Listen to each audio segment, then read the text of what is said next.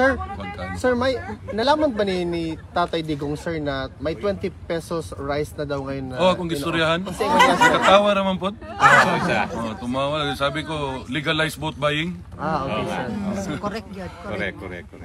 Sabi ko, bakit pildihono na sila sa Visayas? Bukbukon na, bukbukon. Maliban sa vote straight PDP kong plus 2, wala nang dinagdag. Wala naman. Pasalamat lang siya sa Tombayan. Yun lang. Parati niya inibalik-balik. Hanggang kailan po kayo dito sa Dahig? Secret!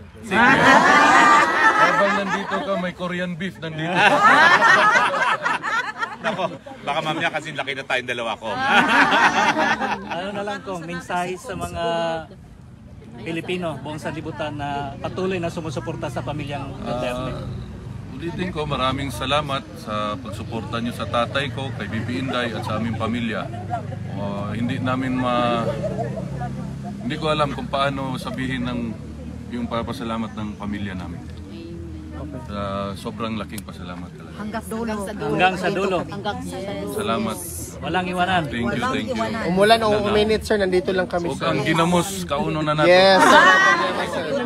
Sir, kanang na ba kay message, sir, sa mga kababayan nato na naghulat o nagtanaw karon sa Pilipinas, sir?